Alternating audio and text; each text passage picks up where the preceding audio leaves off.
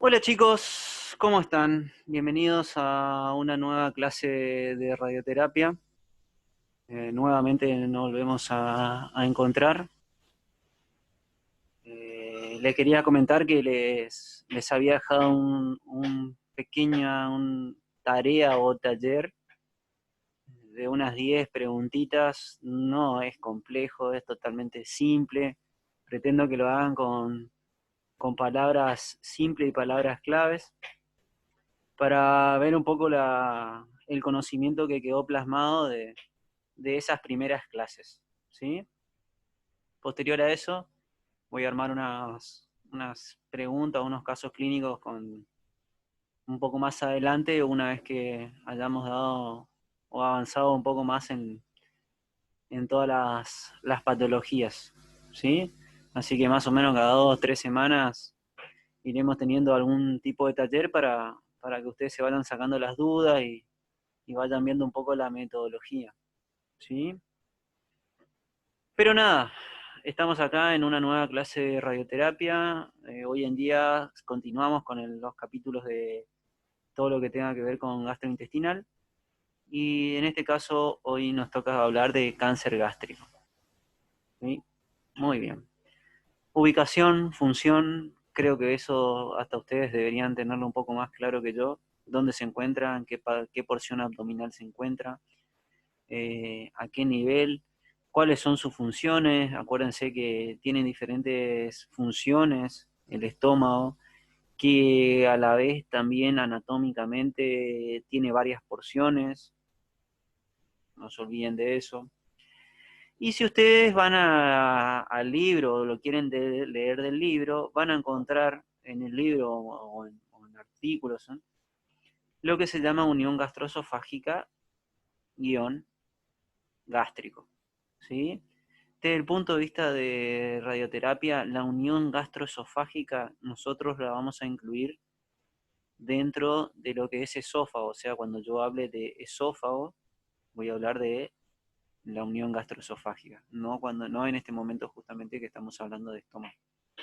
Yo quiero que entiendan eso porque si ustedes se acercan al libro y lo ojean, lo leen o verifican todo esto que les estoy comentando, ustedes van a ver justamente eso, unión gastroesofágica y gástrico en el libro que le pasé. Obviamente que la parte anatómica y la función, uno no tiene la necesidad de irse a un libro de radioterapia para poder analizarlo. O sea, eso ustedes lo pueden analizar tranquilamente de cualquier libro de anatomía y de fisiología que le pueda ubicar dónde estamos parados a nivel general y puedan conocerlo bien y qué funciones cumple. ¿Está? Pero como ustedes sabrán, en este caso seguimos hablando de células cilíndricas, ¿sí? Células cilíndricas que son células glandulares, y obviamente el estómago también está recubierto de músculo, pero ahí puede existir algún otro tipo de patología, como los linfomas de Malt, también podrían existir, o sarcomas del músculo liso, que podrían llegar a existir, pero bueno, no vamos porque entran dentro de otro origen y dentro de otro tipo de patología. Si no, vamos a dirigirnos exclusivamente a aquellas patologías gástricas provenientes del estómago y de las células glandulares y cilíndricas, ¿sí?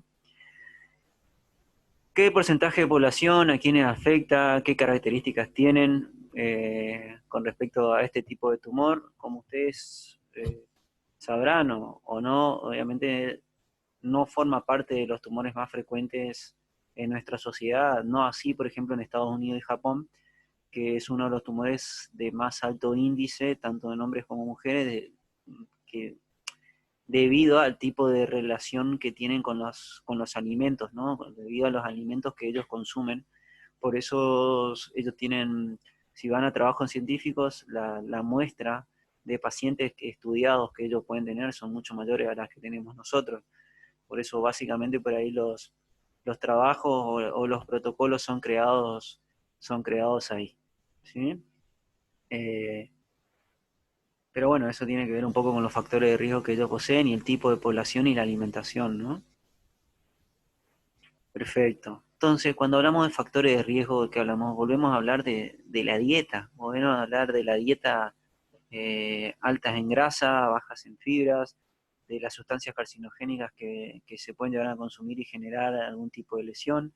En este caso encontramos lo que es la gastritis, ¿sí? Esa lesión ulcerativa o lesión que se puede estar generada ya de forma aguda o de forma crónica en las células del estómago, y a la vez podría estar relacionado con lo que puede llegar a ser el Helicobacter pylori, ¿sí? Si ustedes ven, muchas de las gastritis crónicas que puedan existir están relacionadas con este patógeno, ¿no? Con el Helicobacter pylori.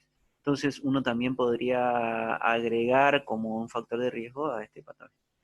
Obviamente que te puede generar gastritis, el alcohol es una de las cosas que te puede generar gastritis, o sea, ven, el alcohol se relaciona a la vez con la gastritis, y bueno, los cigarrillos porque también es un agente nocivo que podría lesionar no solamente, obviamente, lo que es el pulmón, la parte de la orofaringe, sin el esófago, sino que al absorber el humo también puede dañar el estómago. Lógicamente forma parte de un factor de riesgo. Pero bueno, el principal de todo esto es esa lesión ulcerativa que habitualmente se puede generar en el estómago casi de forma crónica, que a medida que esto perdura en el tiempo y esa lesión se transcurre en lesión en las células, logra generar ese cambio o mutación en el ADN, pudiendo generar lo que es eh, o ser realmente un precursor de un cáncer de estómago, ¿no? Perfecto. Acá ya empezamos a hablar con respecto a la prevención y estudios complementarios.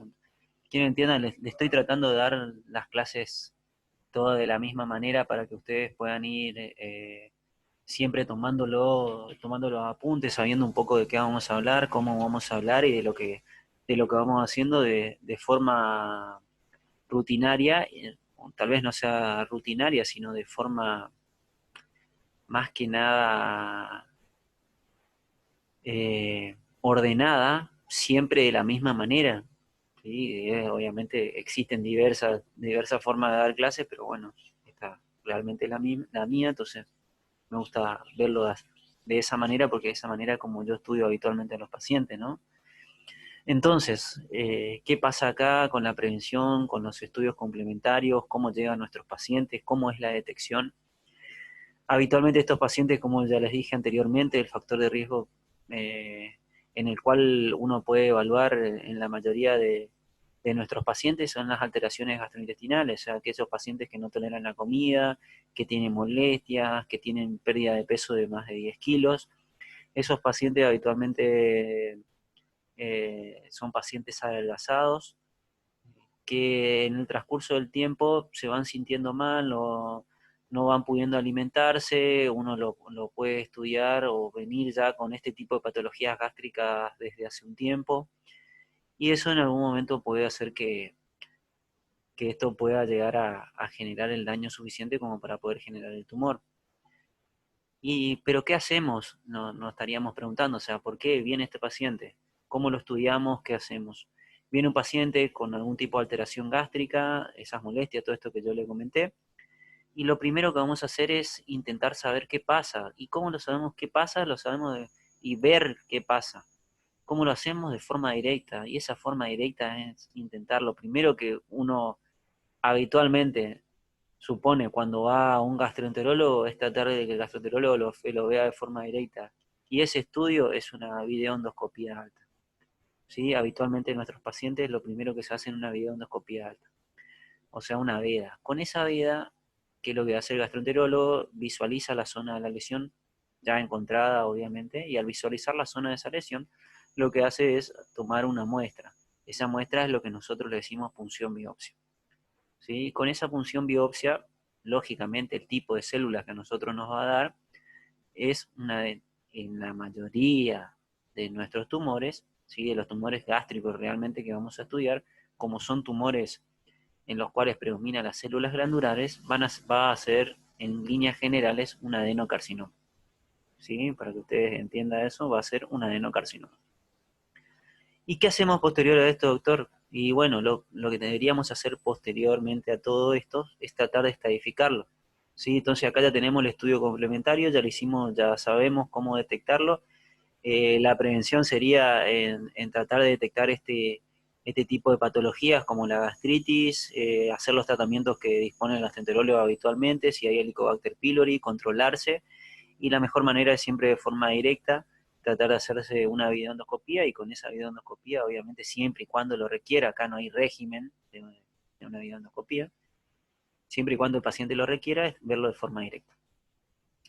Bueno, como dijimos, hicimos la videoendoscopía, detectamos, es un adenocarcinoma, nos vino en la punción biopsia, esa punción biopsia obviamente fue estudiada por un anatomopatólogo, que supongo que cuando yo le hablo de punción biopsia ustedes entienden que es estudiada por un anatomopatólogo, eso es siempre, igual que las piezas quirúrgicas, es estudiado por un anatomopatólogo y en ese caso, ¿qué haríamos? Perfecto, en ese caso lo que haríamos es, perdón acá chicos, esto me equivoqué, no es estadificación ginecológica, lo borramos ya, estadificación nada más, perdón.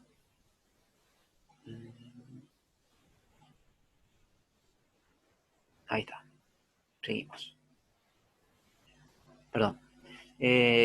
Como le dije, hacemos todo, tratamos de hacerlo de forma, siempre de la misma forma y de forma ordenada.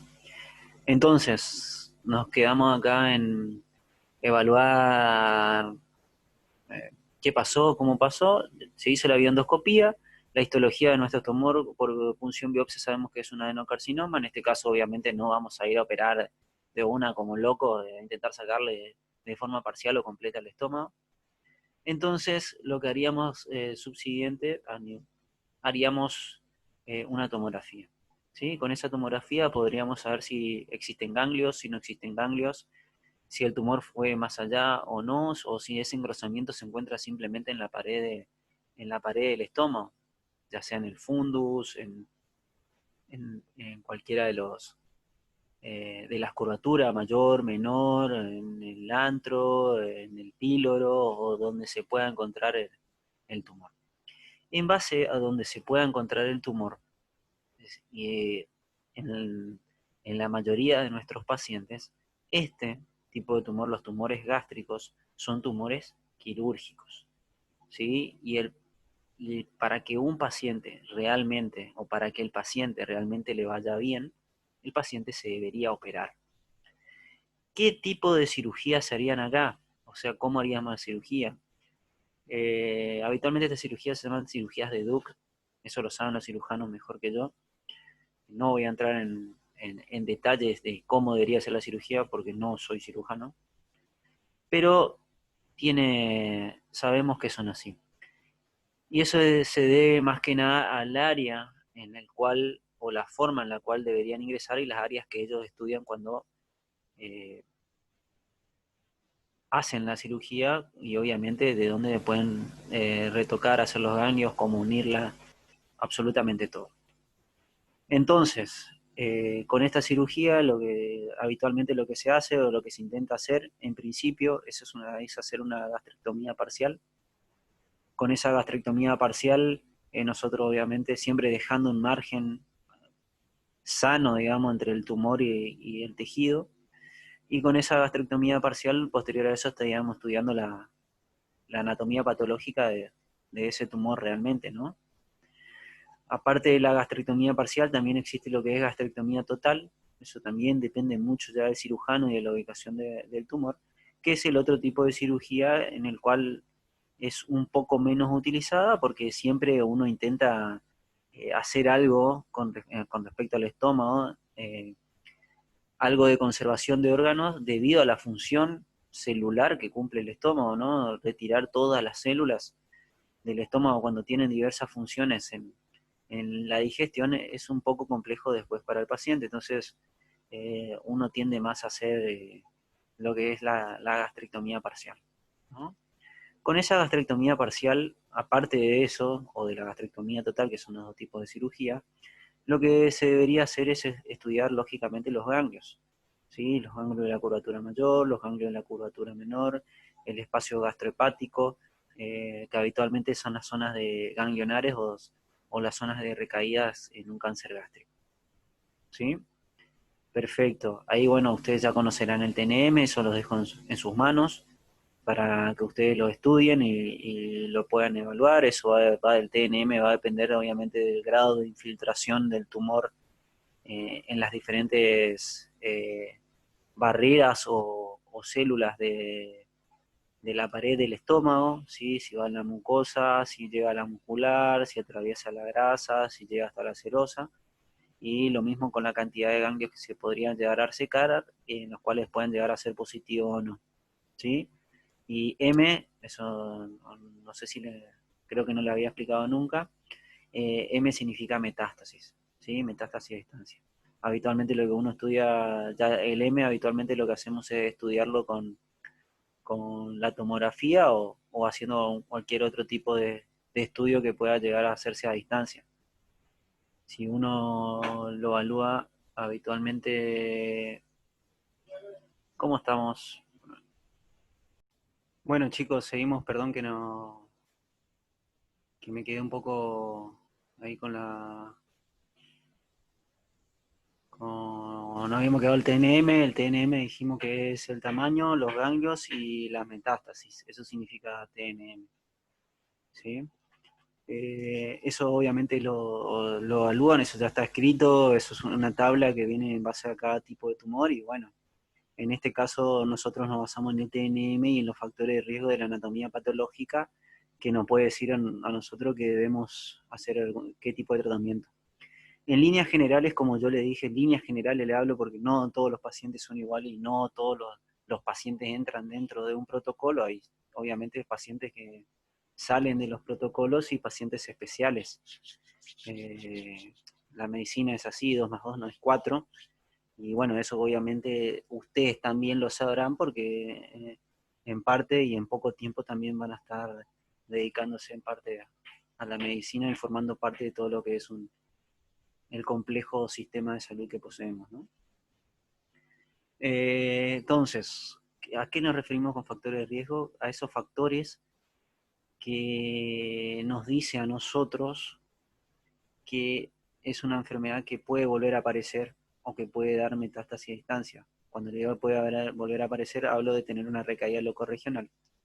Y cuando hablo de metástasis a distancia, es tener enfermedad a distancia, ¿sí? Enfermedad no en el lugar, ¿sí? Que es algo que yo ya le había explicado y le vengo explicando en las diferentes clases.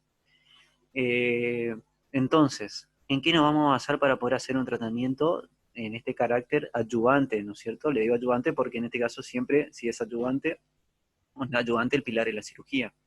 Antes de la cirugía, después de la cirugía. En este caso, intentamos operar a todos nuestros pacientes, los operamos a nuestros pacientes habitualmente. ¿Sí? Existen situaciones en las cuales se podría llegar a hacer quimioterapia perioperatoria o preoperatoria, que eso sería quimioterapia neoadyuvante o inducción, en el cual eso podría generar un downstaging del tumor y posterior a eso operarse. ¿Sí? Pero bueno, eso depende mucho de los protocolos oncológicos clínicos del paciente, pero habitualmente uno intenta operar y posterior a eso hacer un tratamiento adyuvante. ¿Debido a qué? Debido a los factores de riesgo. ¿Cuándo? Bueno, aquellos pacientes en los cuales el tumor ya es un, un T2 o un T3, o sea, aquello que ha atravesado la muscular. El otro factor de riesgo de invasión vasculolinfática, cuando los ganglios son positivos o no fueron estudiados, lo vemos por imágenes. Eh, la edad del paciente, y si son pacientes jóvenes, también evaluamos eso en base a el performance status del paciente. Pero básicamente lo que vemos en este caso es el TNM, ¿sí? La ubicación del tumor también y el tipo de cirugía que se realizó. El TNM, cuando hablo de esto, entonces, operamos al paciente, habitualmente tenemos un T3, un T2, a partir de T3, T2, T2, perdón, T3 y T4, nosotros tenemos tendencia a hacer una neoadyuvancia. Lógicamente siempre hablando de una buena cirugía, si hay ganglios positivos también hacemos una adyuvancia, ¿no? Y en este caso la adyuvancia, y obviamente el otro factor es el grado del tumor, si es un grado 3, o sea, un indiferenciado, y algunas estirpes celulares también que son de mal pronóstico. Por ejemplo, las que son células de anillo de sello, también influye a que tomemos una decisión de hacer un tratamiento adyuvante.